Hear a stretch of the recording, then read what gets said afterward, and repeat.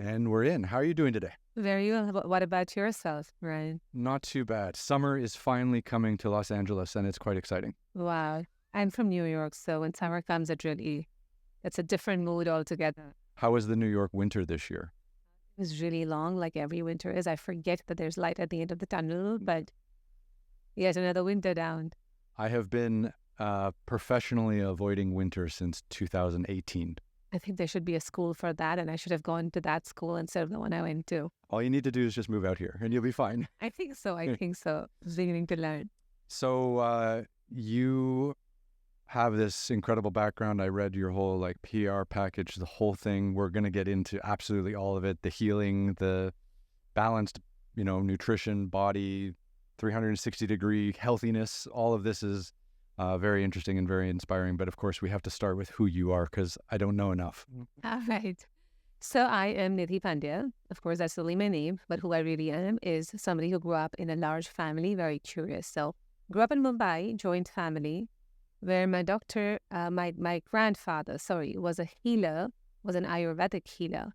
Now, just to explain what Ayurveda is, it's the science of life. So let's just say he was a life healer, which means anything to do with life, he would be a healer for that. So I grew up in a large family and I learned Ayurveda like a first language. I learned these principles of healing and eating and living and interacting firsthand through immersion like a first language. And because I had this large family, which was my playground, was my research ground, I kind of always, being a sensitive child, I always noticed patterns. I noticed what makes people sick and what makes people tick. I saw their journeys in evolution. And it was very natural for me that when it was time for me, I don't even think that I can say I chose the path chose me. So I went right into becoming an Ayurvedic doctor myself. Okay. And today I live in New York. And this is the medicine of life, like you said. So that's pretty wide ranging though. Is there any kind of specialities or is it just kind of wide ranging? Because I actually feel like 360-degree healthcare and this idea of everything being connected is super important to what we're doing in our lives. But actually, modern Western healthcare goes in a totally different direction. So I'm very interested to hear more. Right. So everything that's fragmented today, it is the opposite. Everything is bonded. Everything is holistic in Ayurveda. Zero fragmentation, whether it's mind, body, spirit, whether it's how you eat, sleep, live, breathe, love, interact.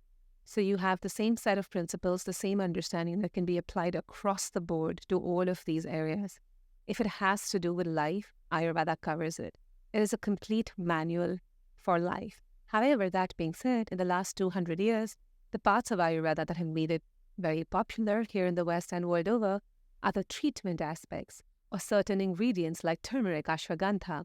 So that's why today people are asking, hey, I want to learn more about Ayurveda. But this is just the tip of the iceberg. Ayurveda is a deep-rooted science. There's a lot more that the world has not explored. Mm-hmm. Yeah.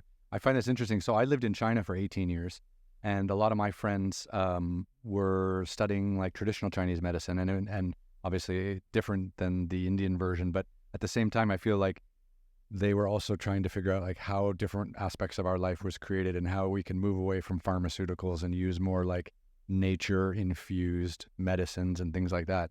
And I always found that very interesting. Is there some common ground there? Actually, there's common ground between Ayurveda, traditional Chinese medicine, and probably any modality of life and healing that existed anywhere on the planet, whether it was Japan or Greece, even South America, I see elements. And the reason is because the principles of life stay the same. Whether you're going to go grow asparagus in the US or you're going to grow asparagus in the southern part of India, you're still going to need the same climatic conditions. So I think people in different parts of the world understood this wisdom and they carried it and they passed it on and they called it different things. However, Ayurveda has been probably the most preserved science, and that's because a lot of Indian literature, ancient literature, was preserved simply because nobody could get to India for a long time because we're in a peninsula with terrible ocean situation for people to kind of come into the coast, mountains on, above. So India stayed very well protected, very nestled, and I think a lot is preserved for that reason. But I would say because these are laws of life, they applied everywhere to everyone and people caught on them. Okay, interesting. So, I rode a motorcycle around India for 60 days and did and did 14,000 kilometers, which is about 10,000 miles. And it changed my life. Like, it was one of the great trips. Like, I did a motorcycle trip in China, and then I did one in India, and then I did one in Brazil. But the Indian one was particularly special because we started and finished in Delhi, and we actually did like a full circumnavigation of India, covering the whole country. So I've been fascinated. 3 countries in one. It really is, yeah. It's wild. And my favorite was Tamil Nadu in the south, where you had this like communist government that was Muslim majority, and you'd wake up to the call to prayer every day. It was so wild and so strange. Then you go up into the north, and India's the best. So you started in the south. No, we started in Delhi. You started in Delhi, Yeah. and then you went all the way to Tamil Nadu. We went Delhi, Shimla, Manali, and then we went up to like Leh Ladakh, over to Amritsar, Golden Temple, Wagah border crossing with Pakistan, all the way down through Rajasthan, back down to like Mumbai. Then we went inland a bit, and then we went all the way down to the tip of India, and then up to Bangalore, and then out to Chennai. Goodness, anybody who's listening, their geography is better today than it was yesterday. But I've always been, and then we went all the way up to Darjeeling, and then back along like the Great Trunk Road. So we went like Bodh Gaya, Varanasi, Lucknow, Agra, Delhi. So we got to see everything on 2 wheels. Oh my God. And as you're saying it, like the visual is exploding in my mind. And it changed your life, huh? Changed my life. So you had your eat, ride. Eat, ride, love. Yeah. Well, I did it with my brother, and we made a TV show, and it's called Tough Rides India. But India is just so all-encompassing, because you can go to Bodh Gaya and visit the Bodhi tree where Siddhartha was enlightened and it started the movement of Buddhism. And then a day and a half later, you're in Varanasi watching Hindus burn their dead into the Ganges. Like, it's mind-blowing how amazing and different every town in India is from each other. I literally have goosebumps now, because especially that region that you're talking about, the most leaders, like spiritual leaders, come from that region. So that earth, the magnetic vibration in that area, and if you go to Varanasi, you feel it, you understand it, like something in your electromagnetic field changes. So I think all of India, it's again, right, like, and that's why I talk about Ayurveda as well. It's about tapping into your own wisdom. Mm-hmm. And you feel it once you start going there. I think people have such transformations because they know something that they did not know from their outside world. They kind of get to learn something about their inside world. Mm-hmm.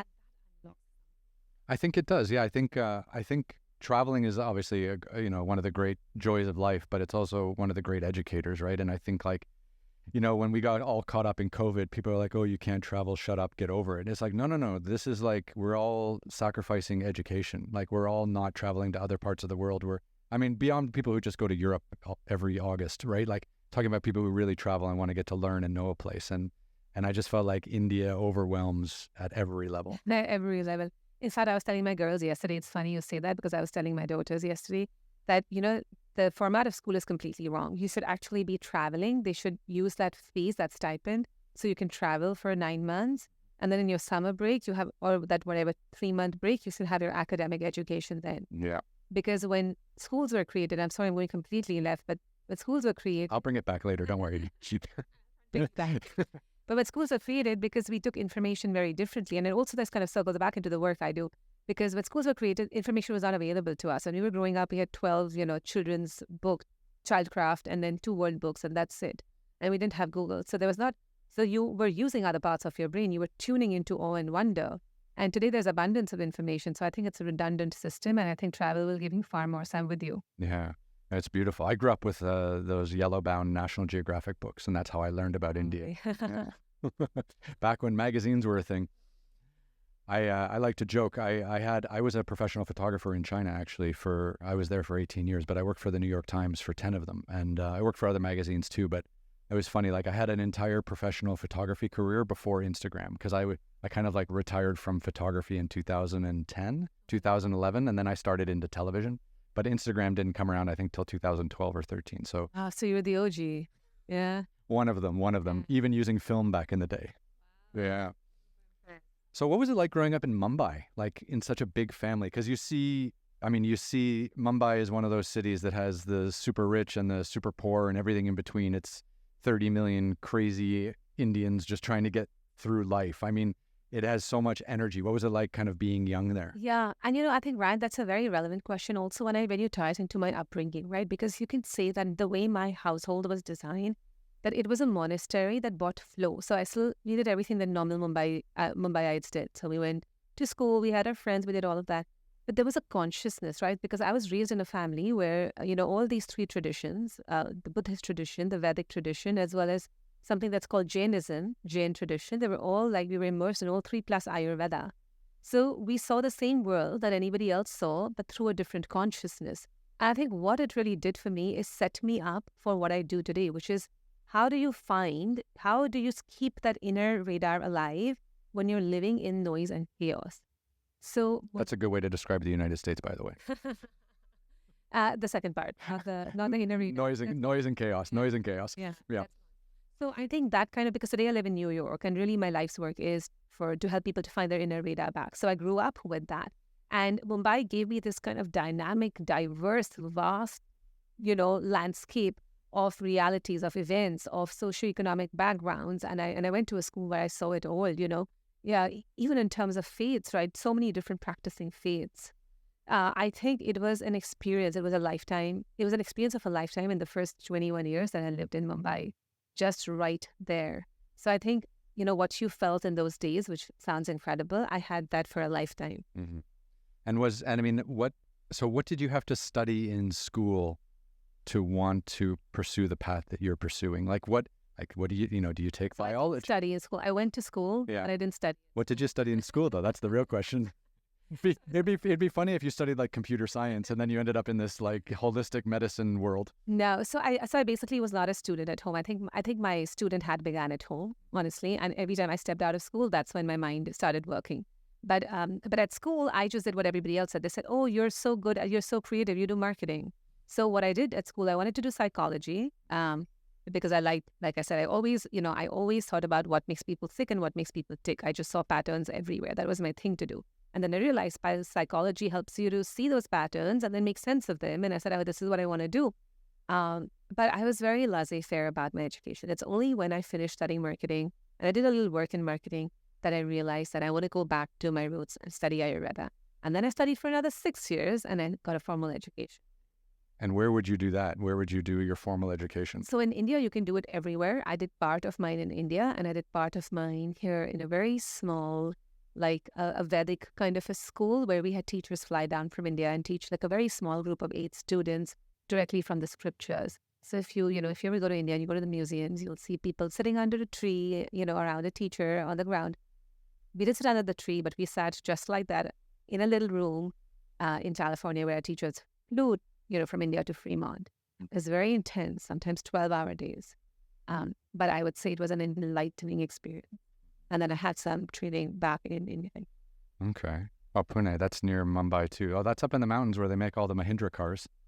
Yes, Pune has some dry mountains. That is correct. Yeah. Pune is very close to Mumbai. Yeah, I remember we were up there one day visiting some car factories, learning about India's car industry. Incredible. Yeah. India has everything that you want. You can find it there with chaos. Ooh, add the chaos. So this is interesting. So what made you want to bring yourself and this knowledge like to the United States? Like you could have easily just stayed in India and practiced as well, right? Right. So why I came to the United States is that's an independent question from like, why am I doing what I'm doing? So they're very different questions. So the first, why is it that I want to do what I do is because I learned Ayurveda like a first language. To me, health was the freedom that comes from being well. When I saw others around me, for them, health was the fear of disease. And I said, I grew up with all of these principles, with good health, with great habits, but I never felt the pressure. I never was afraid of disease. So it was taught to me so intuitively. I wanted to pass that on the same way. Current Ayurvedic, people are into Ayurveda. It's growing. But it's taught academically and it's practiced prescriptively. And I wanted to take people off that. I wanted to bring that wisdom back. I learned it through wisdom, not information. Mm-hmm. So how do you teach Ayurveda? How do you give this to others like a first language? This is why I do what I do. Why I'm in New York, it's a life situation. My joke is it was a wedlock that had me in a headlock. And I moved here and I have 2 daughters, and that's what's kept me here. Yeah, I'm single today, but that's what's kept me here in the U.S. And that's where my girl's dad is. So I'm here, but I do realize that how my life was set up, that Mumbai became this first place where I practiced. It was my lab. I got to practice my playground, my research ground, because I saw this. And I think that's also what put me in a really special position, because a lot of Ayurvedic today doctors are either super traditional, they don't understand the modern causes of disease and imbalance in the mind and body, or they've just lived in the West and learned it in a different manner, very academically, so they cannot go to the depths. So I've been put in a very sweet spot where I have both. Yeah, you see it from both angles. I see from both angles. Yeah. I can understand modern lifestyles and, things as they get westernized. But I can also, because of the upbringing I have access to that deep. Because understanding the deep and ancient tradition, but then not understanding the misery of our current modern lifestyles is not helpful at all, right? Because like no one understands how social media has isolated us, how children don't talk to their parents anymore, like all this craziness that we live out there. People don't even meet face to face for conversations. Thank you for coming today, by the way. Like, everyone wants to do is, actually have meaningful conversations by Zoom or something like that. And people are just like not connecting anymore. And I feel like that's such a mental health issue that we're finally now maybe starting to come out of. And you're absolutely right, because, back in the day, problems, all imbalance was usually mainly with the body more than the mind. Survival, war, territory, you want your territory, so it was survival, and it was all related to the body if it was a physical imbalance, right? But today we've gone deeper. We have mental imbalance. And we're confused that, people who are working out extra, eating all of this great food, but they can still have a mental imbalance. Oh, probably most likely. Yeah, most likely, right? So here you're like, how do I balance my mind and body and live this chaotic life where I'm not living in a community? So, and I'll tell you, Ayurveda has answers, right? When you do it right, when you go back to the principles and bring them out, then you understand how you can live in this chaotic world, look after your body and use it as a vehicle to understand your mind and regulate them both so that you can really find that flow. And they're practical tools, like they're not just feel-good tools. They're like, I call them heal-good tools, So they're actually, so Ayurveda has that. And I think that's why that ancient wisdom, because it's just the paradigms, the principles that can be applied to all areas of. Interesting. So I'll throw another aside at you, another little segue here. The healthiest and happiest I've ever been in my life was 2019. And I did 10 two-week expeditions in 10 countries in 10 months. So we filmed 2 months, 2 weeks on, 2 weeks off for 10 straight months. And these expeditions, we'd either be up on the side of a mountain or walking across a desert, but really in touch with nature, offline, no mobile phone, no connection. I think that year I spent 150 nights sleeping in a tent, just connected to the earth, right? It was just beautiful. Actually, we filmed one episode in Manali, and just outside Manali, we climbed Jagasuk Peak. Yeah. I'm just jealous of my life right now. But that was like peak. That was peak me. Like I was sleeping like a baby, exercising a ton because we were hiking and climbing, and we were out in nature all the time. And it took me almost a decade to like figure out what I needed to give my body on a regular basis to like feel that energized. And it was being out in nature. It was eating healthy, exercising, sleeping outdoors, not being connected to my phone, not being around so many toxic people, just because nothing in nature is toxic. It's all just positive, right? So feeling all this energy come from the earth was absolutely spectacular. You are absolutely right. And I can imagine that experience and how profound it must have been. Also, what happens, because the earth has its own, magnetic field, the north and the south. And we have a reverse EMF, electromagnetic field from the earth. So when you put your feet on the ground, you kind of start creating balance. It's that gravitational pull. It's like that north and south. And it doesn't happen in buildings. It doesn't happen in cars. Definitely doesn't happen in airplanes. But when you can be with that nature, everything in nature is already designed. So you're right, it's the elimination of toxic people and toxic food, but what it's also is the addition of those nature sounds. It's wind when you need it. It's not air conditioning 24/7. It's wind when you need it. It's sun when you need it. It's dark when you need it. So you just follow. I mean, if you're out there, you can't sleep late even if you want to, because what are you going to do? Sit with a lantern at night and nobody else is around? The rhythm of the earth, right? You follow the rhythm, the circadian rhythms of nature, and You're not listening to chaotic sounds. You're listening to the sounds of nature, which again stimulates certain neurotransmitters in your body. And more than anything, your electromagnetic field is, it's getting coherent with the Earth's electromagnetic field. And we're beings of the Earth. So the minute you can create that coherence, you start healing.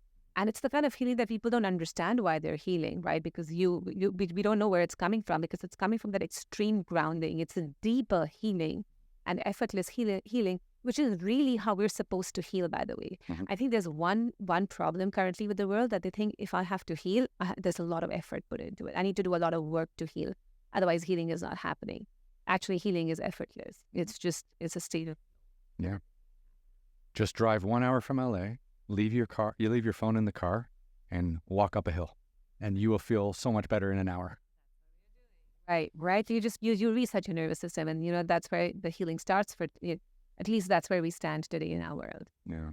Okay, so let's go back. So you're learning these traditions and these techniques. What are some of the key pillars of this ideology before you kind of take it into and morph it into managing today's and people in today's society? So what are kind of those key pillars to this vision, or this? So the key tenets to how you live. Yeah. Okay. So the key, one of the things is you follow the clock of the sun and the moon. So wherever you are in the world, and as much as you can, you eat when the sun is at its peak. You stop eating when the sun sets. You slow down your eating. You slow down your activity. You slow down your focus. You go within.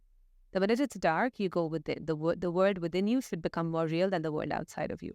Once the sun is out, the world outside of you is more real than the world inside of you. That way you create the balance between doing and being. That's got to be hard in New York City. Yet, I'll tell you, I'm learning, right? And there are certain tools that will help you. Like what I say, what's ideal is if you can do while you're in the state of being. So that's what I'm working on mastering and teaching, is that you can master doing while being. And if you can do that, you've conquered everything. So that's one of the tenets is, really follow those cues of the sun and the moon as much as you can. One of the second tenet, which is actually the first tenet, is that there is an optimum inner climate in our bodies. And I'm just going to simplify it for people, that all life thrives whenever it's warm and moist, when there is sunlight and water. Our breath is warm and moist. Mother's milk is warm and moist. Blood is warm and moist. We like people that are warm and moist. So keep your foods warm and moist. Keep your relationships warm and moist. Keep everything that you do, your exercise warm and moist. Don't take it to too much heat. Don't keep it to too much dryness. People exercise to a point of burnout. Keep everything like a lamp, right? So this is a whole theory and tenet, but just for somebody who's just listening and just wants to start doing this, give up cold beverages, give up everything cold, at least not all the time.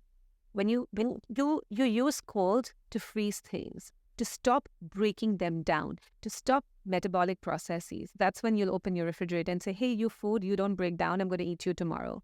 How are you going to cool your gut and expect to digest your food well?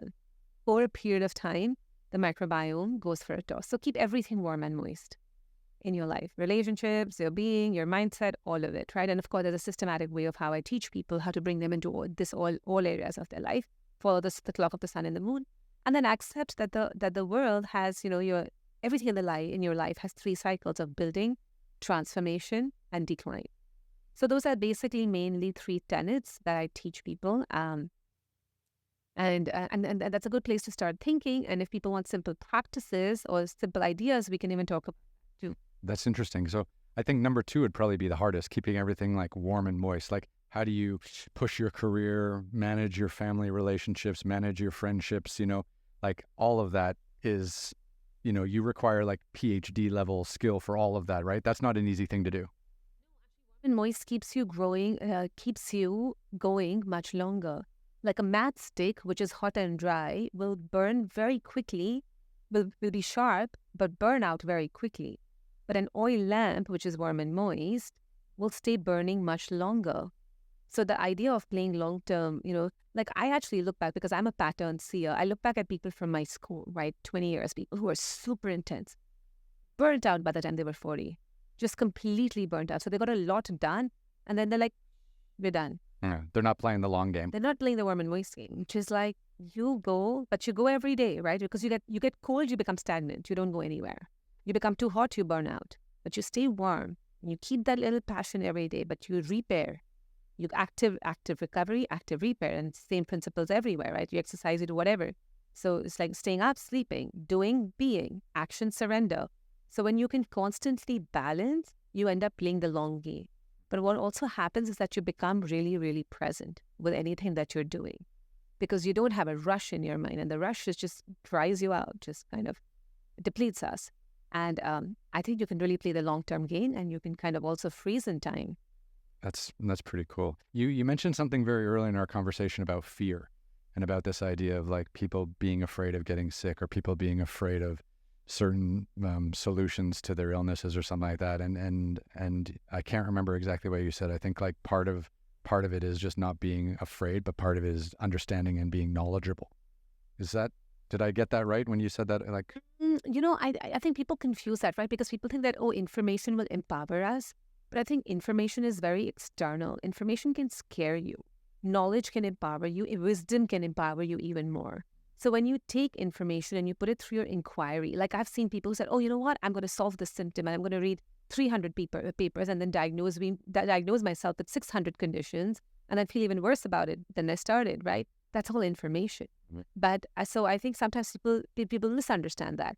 But I think the reason why I grew up fearless of all of these conditions and diseases is because I grew up with this wisdom being passed on to me.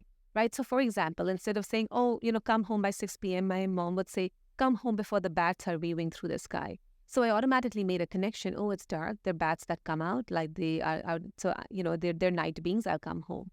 So these were, it's like when you learn a first language, you don't have to learn the grammar through your intellect. You internalize it. So the goal is, how do you internalize these principles?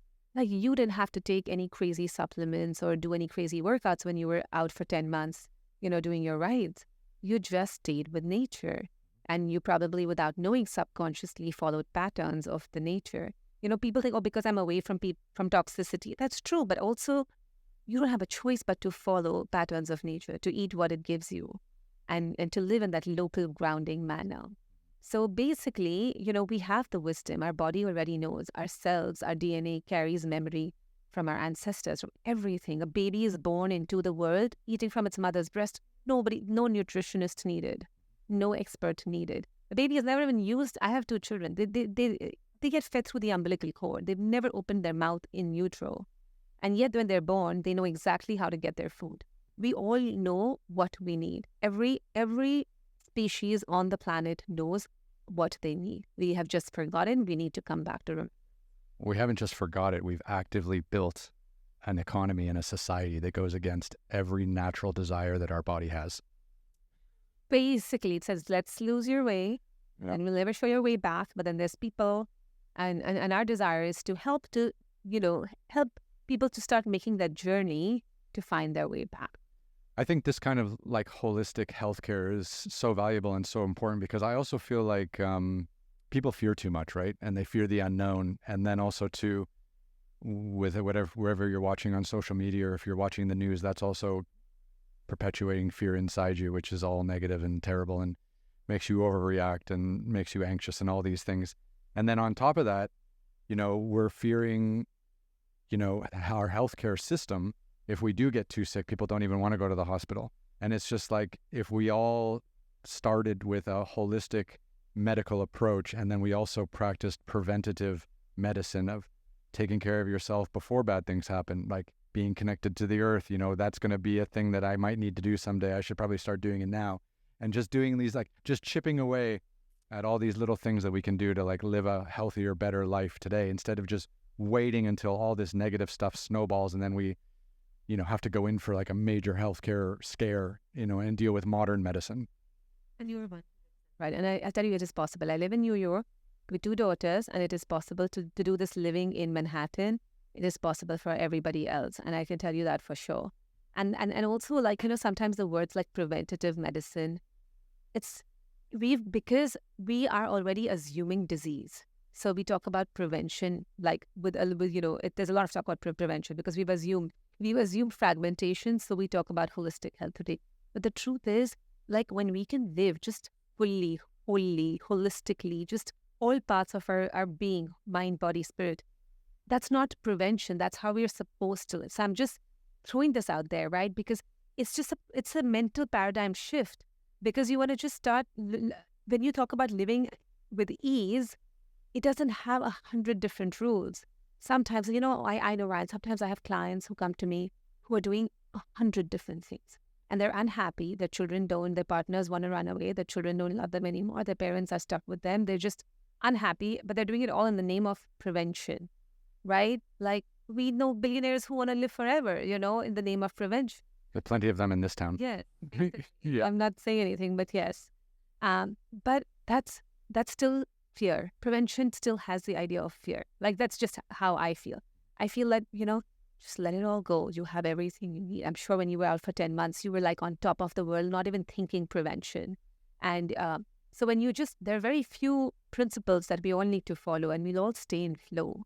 And then you will just follow the natural processes of life, and your body will decay when it needs to decay. But the life that you've lived will be super enhanced. People in the blue zones did very little. They didn't look at life in terms of prevention. They looked life in terms of life. Like, how do I live fully? So when you think about living fully, that's a very positive space that idea is coming from. And there's no room for medicine. There's no, whether it's treatment medicine or it's there's no room for the word medicine. And then I also say in sort of routines, look at rituals, just make everything experiential. When you get all your senses involved, when you're really present, getting all your senses involved makes you very present. And you're in flow. Your nervous system is not in fight or flight. It is in a parasympathetic mode. Your body is repairing while you're doing. So you're being while you're doing. I mean, there is the best medicine. Yeah. Such hard advice to take, though, sometimes, right? But there are tools, very easy ones. I tell people they're everything. You just want to have music in your background, to working on humming and exhaling. And that's there's a reason why exhale puts your body in parasympathetic. Inhales put it in sympathetic. Exhales put in parasympathetic. When you're humming, you go into the parasympathetic. So you just hum, to actively exercising, to playing a sport, to, not everybody has to meditate. But how do you, I definitely should talk about this, Ryan, right? Because I'm like, I create an a la carte menu where I say, everybody needs 3 types of tools. You need preventative tools. So, things that you do every day that will help you ritualize, rituals that kind of keep you in nervous system reset. So whether it's your exercise, whether massage, meditation, whatever it is. So preventative. Battlefield tools. When you're in the vortex of a trigger, what are you going to do at that point? And there are things you can do, believe me, whether it's humming or playing with your breath or just grab. So you pick I give people a chance to pick their own. So the vortex, those are battlefield tools. And then the third one are repair tools. When things have really gone wrong and their body has experienced trauma, what are you going to do to repair? And there are tools for that. So I tell everybody to build out their toolkit. And you'll be surprised that as you build out your toolkit and you start using some of these tools regularly, because the people either had prevention tools or they have repair tools. But very seldom do people have all 3, and they cannot identify all 3 for their uniqueness. But when you can, it becomes significantly easier. And I worked with several people, right? In my practice, I work with thousands of people. In this program that I teach, where I teach people this, it's hundreds of people since the last 6 months only. And people experience really big breakthroughs where they can find themselves in that trigger vortex and then allow it to settle before they can get drowned in it. So let's take the 3 most stressful situations you could have in life, which is changing your job, changing your house, or getting divorced. How would you? Yeah, me too. I've been there too. How else do you spend 18 years in China? But like, how would you walk someone through kind of repairing themselves through one of these kinds of devastating situations that they would go through in life?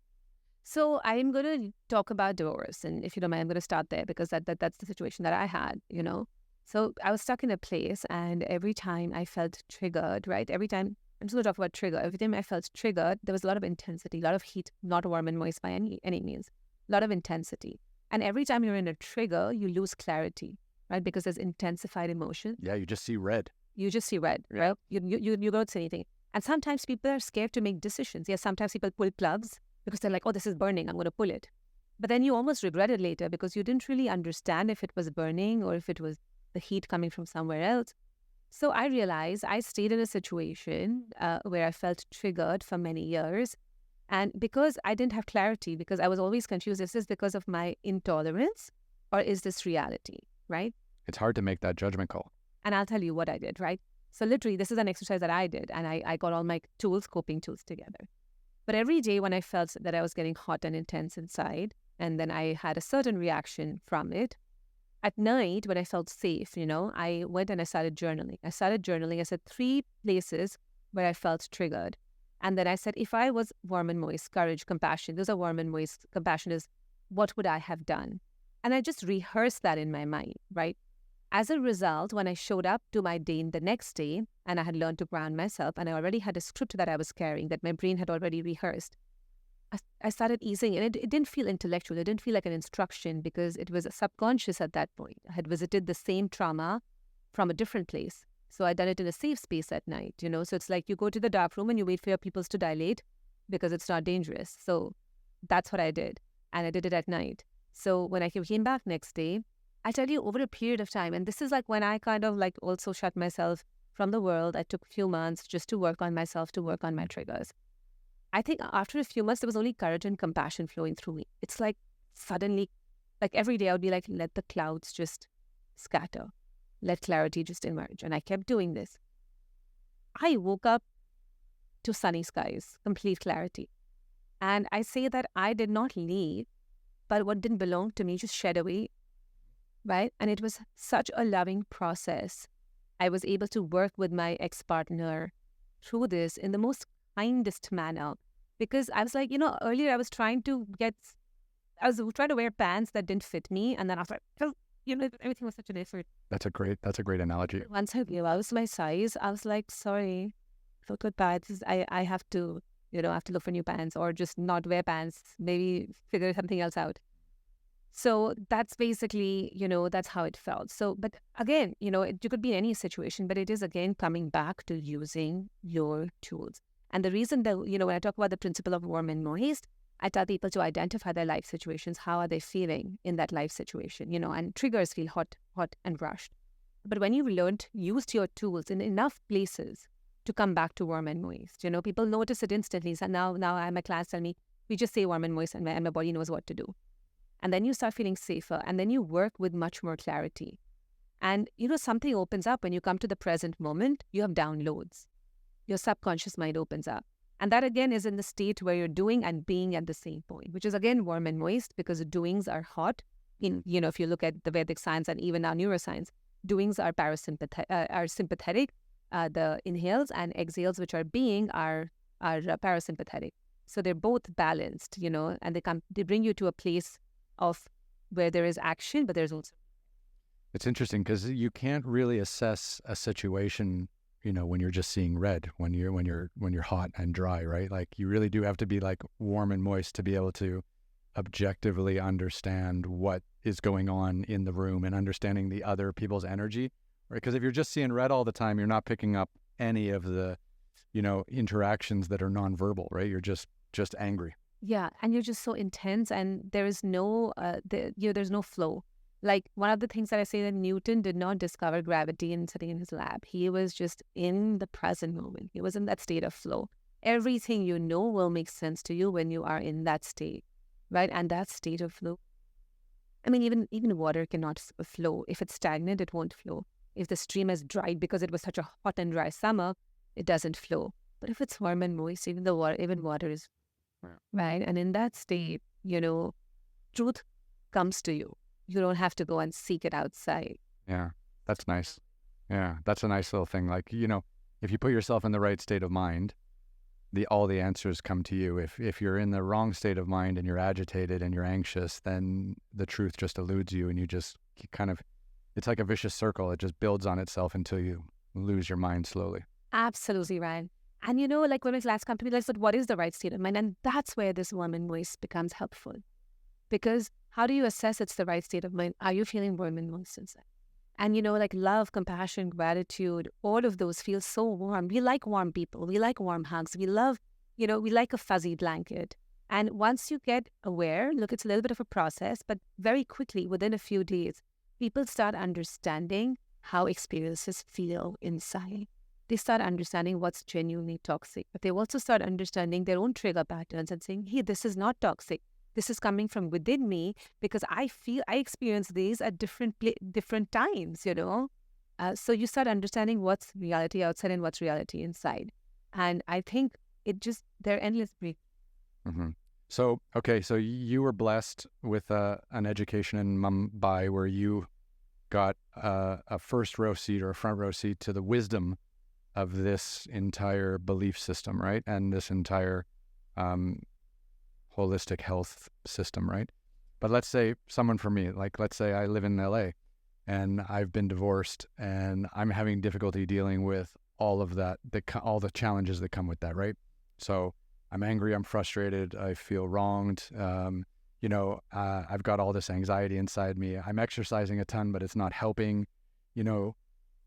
Someone like me, I would probably be like, okay, maybe I need to see a psychiatrist. Okay, so you go there, you battle it out for a couple of weeks. Okay, yeah, my dad didn't hug me enough. Okay, next topic. Maybe I need antidepressants. Okay, and now you're going to the doctor again. You're getting pharmaceuticals. Like, how far down the line before someone finds someone like you? Because you're not the first person someone like me living in LA would call to help figure out how to cope and how to deal with the stresses of everyday life in a more healthy way. And that is such a great question because those are exactly the biggest breakthroughs, right? And you're right, I'm not the first person, which is amazing because people who work with me are people who've had psychedelic journeys, people who've had therapy for 20 years, people who've gone, and they probably come to me because they're like, my digestion is. But when they go back, when they go back after my 21-day program, they go back to just a completely different light. It's like they've gone and got like these different glasses and they're on a different planet, right? So yes, it is a journey, right? For people to find me because the work is such and they don't imagine. But one of the things that I do, you're talking about, for example, experiences that we have, everything that we have, every trigger today is related to a trauma in the past, right? And I think some of the work conventional therapy does is it focuses too much on the stories, right? So, for example, let's say you and I both go and we're walking out in LA. I stamp on something and I hurt my foot and it's bleeding. And let's say you get attacked and you hit the same exact spot and you're bleeding. The truth still remains that we're bleeding. But conventional therapy focuses on like you were attacked. But like the way I approach my work is you're in pain, you're bleeding, that acknowledgement has to happen. So there's a disconnection from the story and you have to deeply feel to heal. So you connect with what your experience was. And when you're able to do that, so any difficult experience feels unsafe in the body, right? And we attach stories to it. But there are simple even breath techniques where you disconnect from the story and you become present with how you felt. And then once you can feel it, you can heal it. And you see like, physical imbalances get reversed. And wherever you are, right, you start understanding, hey, that felt so hot. That is what shut me down first when I was 5 years old. Like people say that, and that's why I've been stagnant my whole life. I understand why I'm obese. Like people say those things because they understand where stagnation began, or things they had to shut their mouth to, or things they had to explosively react to.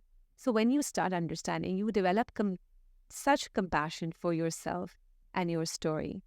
And believe it or not, you also have forgiveness for yourself because the truth is none of us are perfect human beings, but you have forgiveness for yourself because you've understood your story. But you also start forgiving your parents because what you realize, parents, family, ecosystem, that everybody comes from this whole lineage of trauma. We pass on trauma. We're seeing that in the world today. I mean, trauma doesn't go. Somebody has to break the cycle of trauma.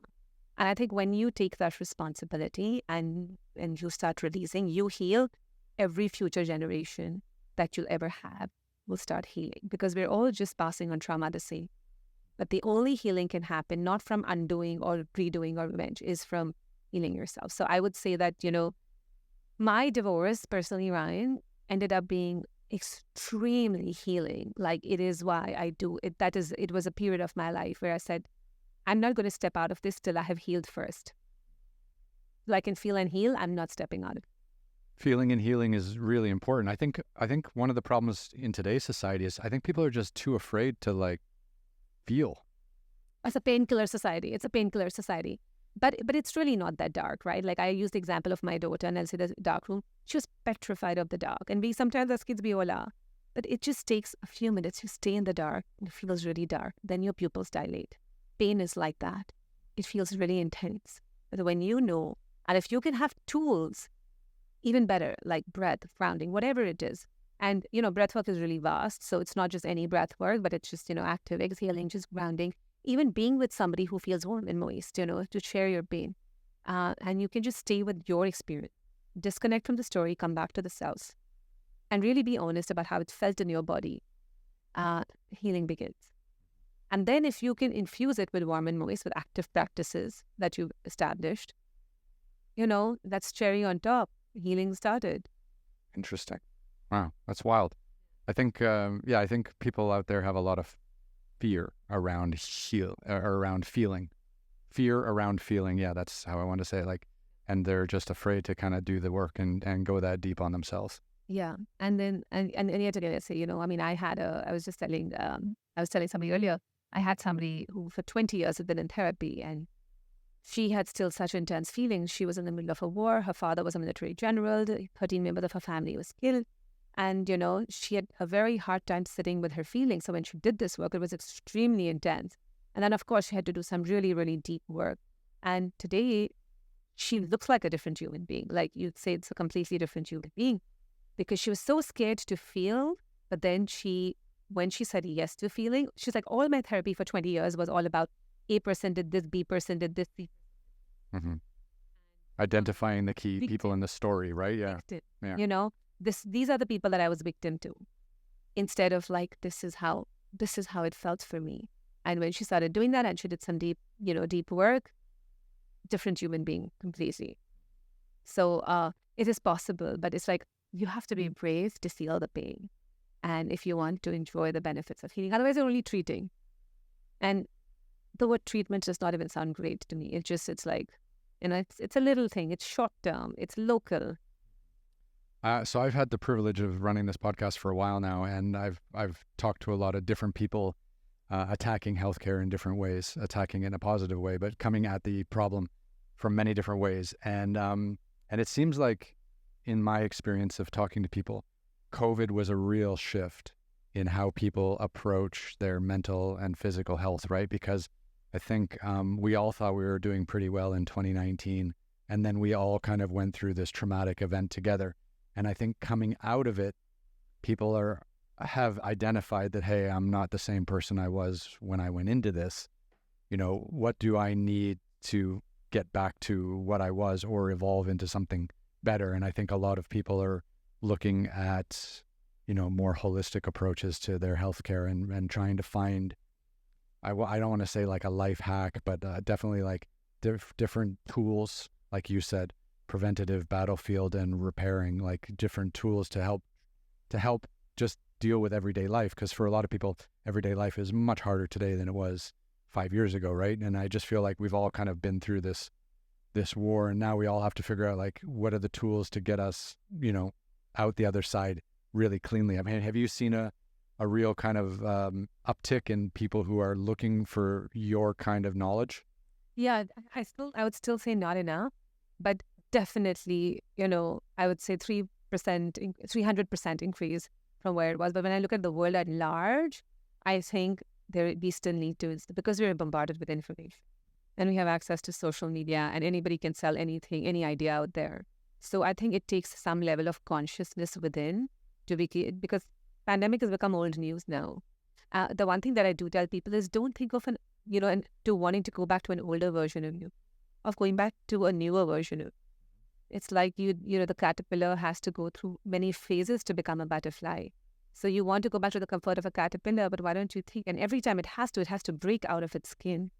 But only then can you emerge into a butterfly. So I always tell people, and I think a lot of people were stuck there when they started working with me. They're like, oh, but college used to be so great, and I was so happy in my 20s, and why can't I go there? I want to go there because you want to hit a new, so you don't want to go backwards. You want to go forwards. And when you do, you can't even imagine. I feel like it's a different level of freedom and space. Well, it almost seems like the tools that you're teaching and the methodology and the knowledge that you're bringing to clients or people who work with you is you're teaching them stuff that they can use for absolutely anything in life. Like, if you lose your job, if you get divorced, if you miss university days, and the stress of really working a real job is too much for you, like you can use any you can take bits and pieces of what you're sharing and use those to work through it. And it's not just like a one-stop shop. I'm glad you say that, because very few people actually, and I didn't even say that, and you said that, right? But I work with women over 21 days, 15 women at a time, 15 to 17 women. And in the first call, I asked them, what are you working on? And I said, it could be anything. So from poor digestion to I want to know how to do my day. And I want to learn how to eat better. To like, I'm looking for a new job, or I'm unhappy in my marriage. And I'm like, all of you will live, and I call it life hacks, right? I don't call it in my program, but in my mind, I'm like, these are life hacks. And I'm like, doesn't matter where you are. The same principles. The warm and moist applies to your food as well, cooked warm foods. It applies to your exercises. It applies to just everything. And I teach you how to do it systematically. So it doesn't matter where you start. You all go on that journey. You just pick what areas you want to touch first.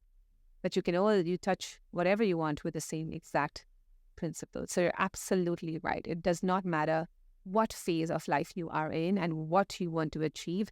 These same hacks work. And where did your desire to focus in on women come from? Because I read that you're working with specifically, like, aggressively working with women to try to help them kind of live more well-rounded, holistic lives. So can you tell me how that came about? So, I grew up in a very spiritual family, a lot of exposure to a lot of Indian different philosophies, religious philosophies, spiritual philosophies, a lot of practice, Ayurveda. And yet I saw a kind of patriarchy in my family, which didn't really bother me, to be honest with me. I drank the Kool-Aid, as I thought, this is life, it's fine. But then I saw, this is the real reason, and I'm going to share it with you. I saw my aunt, my father's sisters really suffer. Like, one of her sisters, she lived here in Connecticut when I moved here, and I saw her really suffer through the healthcare system.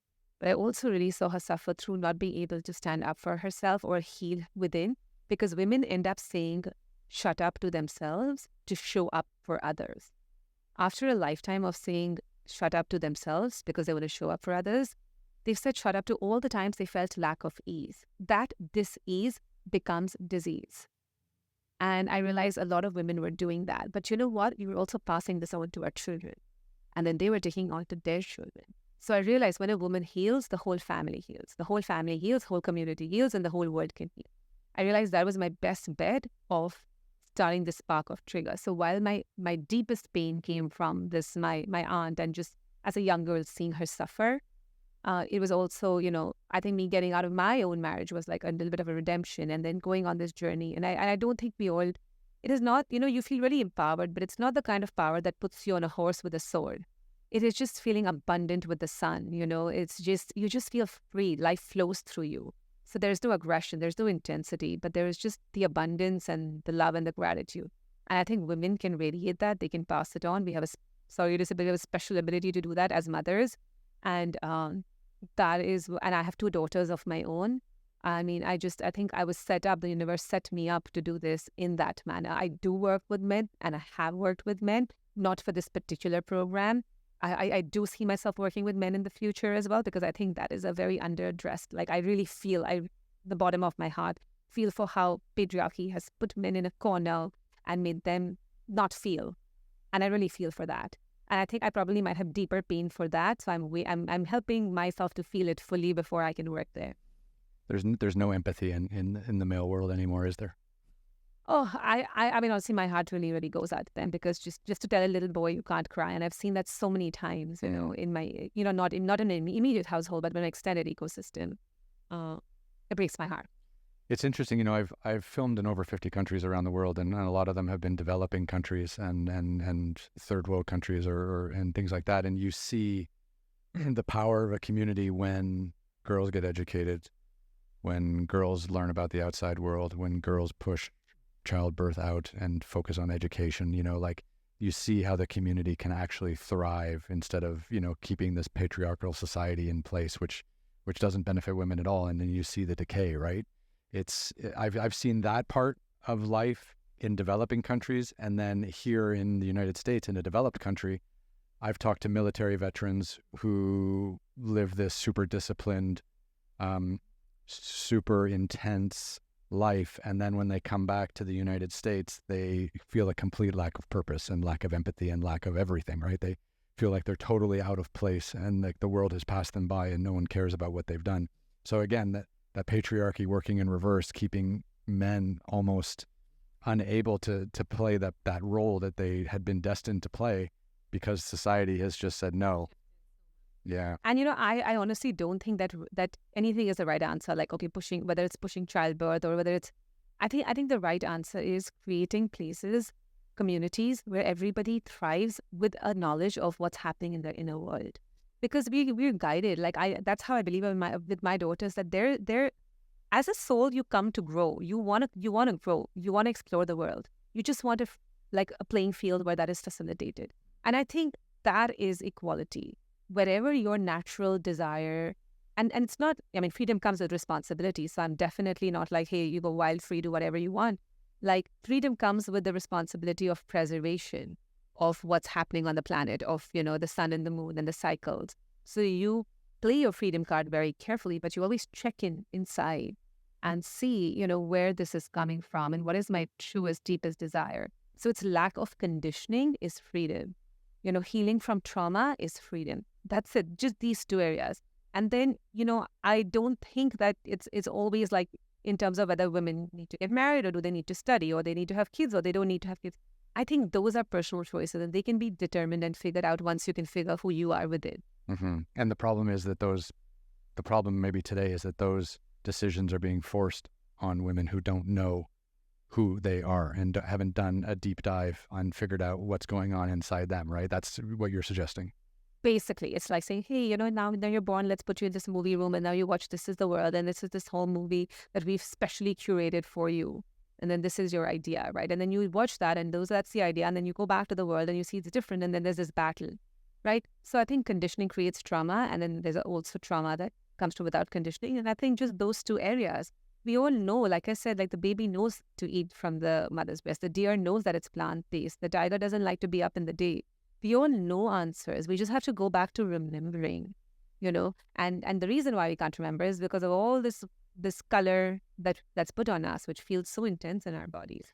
So beyond the preventative tools, the battlefield tools, and the repairing tools, how much of your work is just getting people to tune out of all the noise that exists in today's world? Because it's insufferable, like how much crap there is that we all have to listen to or deal with on a daily basis. And it's become so aggressive and so monetized and so addictive in many ways. Like it's just, it almost seems like if you can't tune out from the existing noise, then you're never going to be able to even comprehend the teachings that you're trying to put out into the world.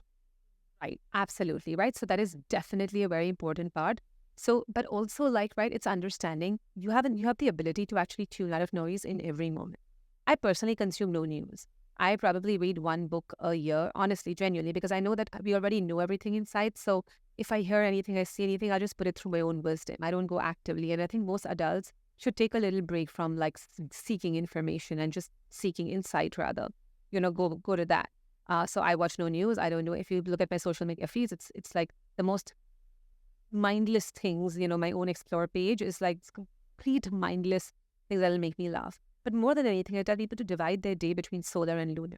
How much are you in action and how much are you in repair? So I personally at 4:00 will slow down my day. I will start unwinding.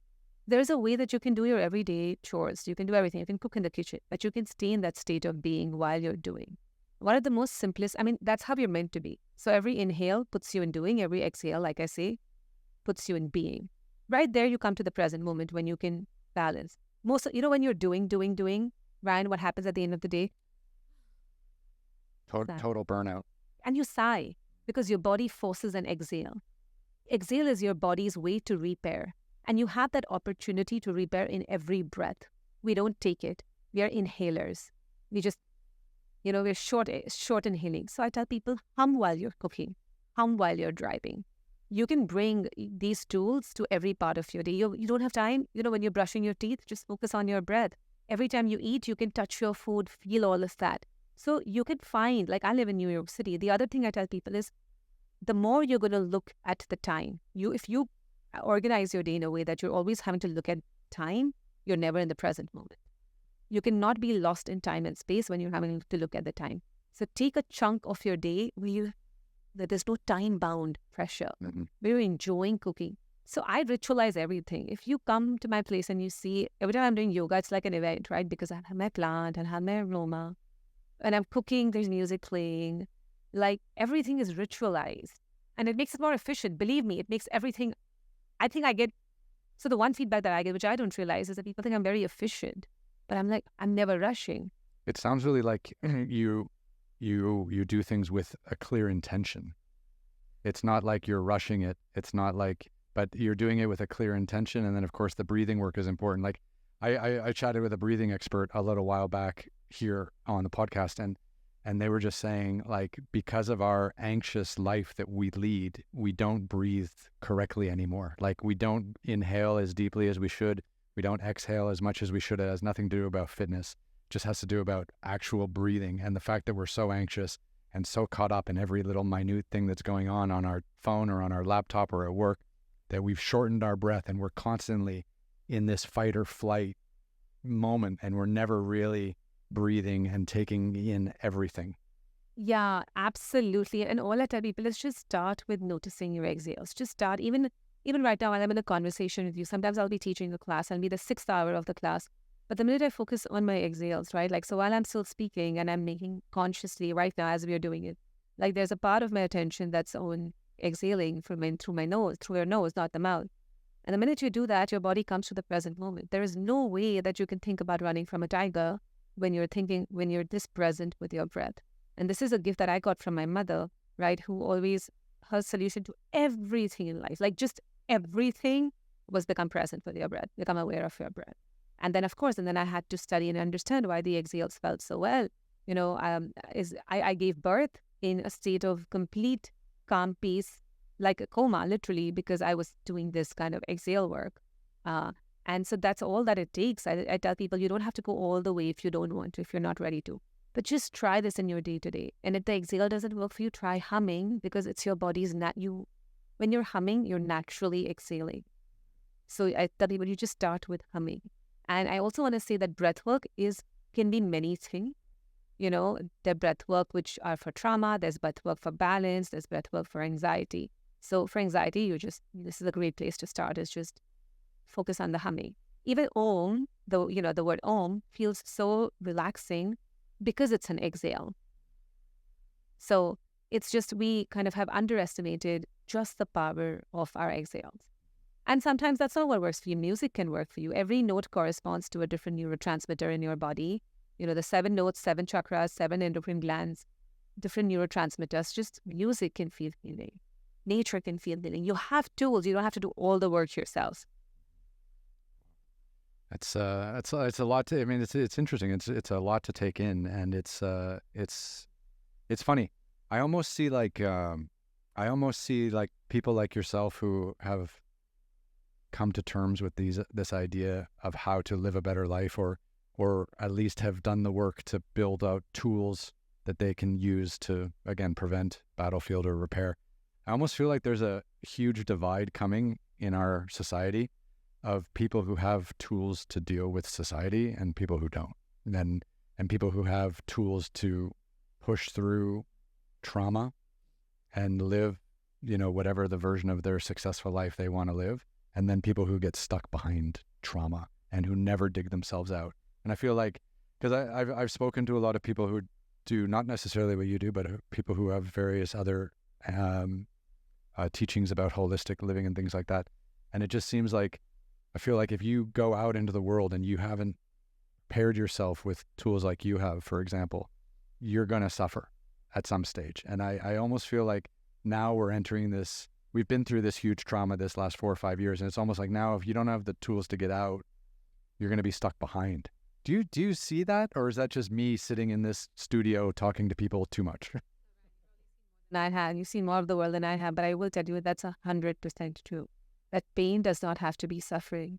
And pain is inevitable, but suffering is not, I mean, you can avoid suffering. So you understand your pain. Pain is your pain. And I think those who can understand that, rather than avoiding, if you avoid, in today's day and age where there's a possibility of pain everywhere, if you're going to work on avoiding pain, you're just going to be on your own in a bubble. But if you can know how to deal and cope, I mean, the amount of you've unlimited potential, like the world opens. It does, right? Because the more you can cope and the more tools you have, the more you put yourself out there. Because when you put yourself out there, everyone hammers you back, right? And if you can deal with that, it's like just dealing with the no's, dealing with the rejection. But that's what happens when you put yourself out there. And if you don't have the tools, you get that one no and you recoil and you're done. And then you're done, right? Yeah. Stop taking no's personally, because you actually start seeing patterns in people. You start understanding people's limited mindsets, and you see why their things are not a match at this given point. So the no doesn't also always feel like a no. It sometimes it just feels like, okay, there's the pivot needed. And I tell everybody, listen, study humans like a gas range. It can set your house on fire. It can cook your food. You want to know the right buttons to press. So I said that key players in your ecosystem, let's understand what buttons make them thrive and what buttons set them on fire. And it's just a practical tool. So I basically work with people on all these different areas. So you're right. There's a lot of different things. But all I tell is take everything as a seed. Of course, when people work with me systematically to the program and you have the tools, and by the end of it, you're left empowered. But anybody who's just listening to this an hour long, right, is just any seed that stays with you, just let it water itself, water whatever, just even one thing, and then see where it takes you. You don't have to do it all. For me, it's been a journey of a lifetime, right? And I'm trying to pack everything that I can in this hour. So it can feel like that, but you don't have to do it all. You just have to know that you know, and you just have to find your way back. Okay. Wow. Before we get back into this a little bit, I would love an aside. What's your favorite memory of growing up in Mumbai? Because I can tell you my favorite of visiting Mumbai. Yeah. Because, okay, when I went to Mumbai, I went there, I think in 2012, and I went downtown to where the beaches were. And there was a group of people, and all they were doing was laughing. And they said and it was very famous, this laughing beach. I don't know if it's famous only for foreign. Yeah. And everyone would go down there in the mornings, and they would just gather around and laugh for 30 minutes because laughing, releases anxiety. It's super, yeah. And they were a laughing club, exactly. Growing up all the time, and I was ridiculous, but I know why it works. And I went there, and I was just this is the coolest thing ever. A group of people show up in Mumbai, and every morning, yeah. And they're fully into it. Big people, small people, men, women, children, they were all there just loving it. And I was just like, wow, there's something to this. I gotta laugh a little more or take things a little lighter. And right? It's an exhale. Laughing is exhaling. Laughing is exhaling. But I just remember that as being a sweet memory from Mumbai. And you just brought that back to me because I saw it every day. Yeah. But my favorite Mumbai memories, I would say, would be in the rains with my sisters, going down to get being soaked in the monsoon, the rains, or maybe all of us sitting, because we were 7 kids in the household. I was 14 members altogether, sitting on the floor eating mangoes, not cutting the mango, but literally squeezing the mango. And you know how you get those pouches like the apple squeezies? That's how we ate the mango. We first juiced it inside while it was still there. Then we took the top off, and then we would suck that mango in, and that was the way to eat mangoes. But then our mom would just, make us sit in just under clothes, because she was like, you don't want to get your clothes dirty. So we'd all sit in a circle for this mango feast. Mango's a mess. I find it interesting. I find, the way we grow up today, we grew up so isolated, right? You grew up in a household with 14 other human beings, 13 other human beings and yourself, and they were family members, some were siblings, cousins, whatever. But I just feel like when you can grow up, and this is also part of the blue zone thing too, having different levels of family all living under the same household, feeling included and inclusive.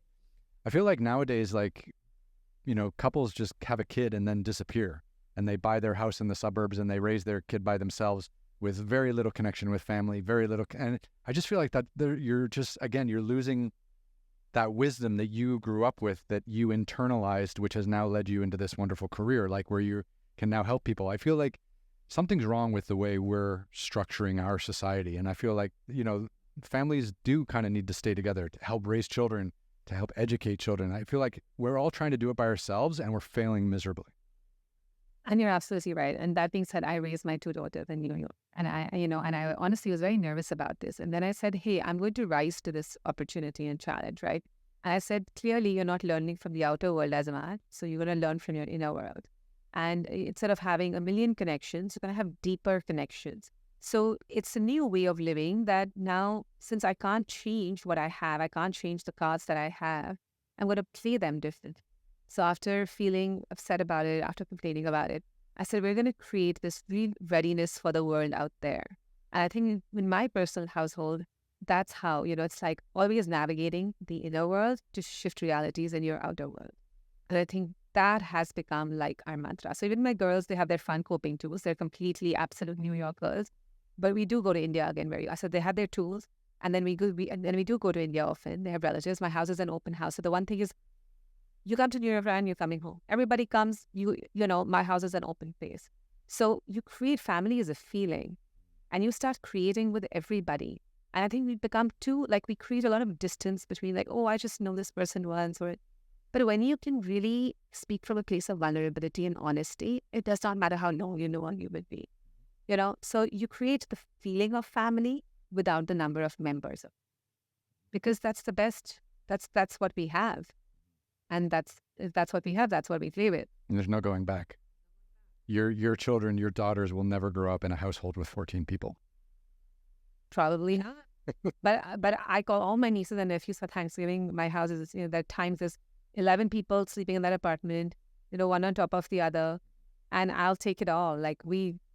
Everybody come. So, because after 4, my time is reserved for family, and whatever that is. And what is also very special, though, I have a very special bond with my daughters, which I think with my mom, I only have now as an adult, because growing up, she was always in the kitchen. She was always very busy. And that was okay because I learned from my ecosystem. But today, my kids can't learn from their ecosystem the same way. So they need that time with me. And it's not time where I'm telling them what to do, because they more tell me what to do. But at the same time, it's a very safe space where we're just being and we're repairing from the day. So, and I don't think, even now when I go to Bombay, I only see my girls at night because it's madness, chaos in my family, of course. Those 14 members have now become 35 members because everybody is married and have kids. Not in the same household, but still. So when I come to here, we have a really, really special, sacred space. And I'm going to enjoy it and I'm going to value it. And then I'm going to trust their destiny, that they're here for their purpose. And whatever that is, as long as they're being true to themselves, having their tools, they will be able to find it. Amazing. Is there anything we haven't touched on that you would like to talk about today? Don't get me started on about that. I'm kidding. No. I can go for hours. And so then where can people find your website, social media handles, etc.? Yeah. So if people want a quick snippet, to anything, my social media, my Instagram is where I post little things, my _Ayurvedic_life. So it's my _Ayurvedic_life. And if you want to look at the other work that I do, any courses, anything I teach, it's my first name, Nidhi, NIDHI.me. Okay. Or look up Nidhi Pandya Ayurveda. So one of these three you'll use. I'll put the URL for that underneath. But I just wanted, to share it. And thank you so much for coming in today and talking about your passion and the immense amount of knowledge that you've grown up with and now brought to this part of the world to share. It's pretty inspiring. And I think these are tools everyone needs to master, just to get through the chaos of today's world. And thank you so much, Ryan, for having me. For all you curious. Always curious. Oh, now we can go to this one up here and we can shake hands, because then we can show people we're in the same room. Okay. No Zoom calls. Okay. Yeah, exactly. Thank you.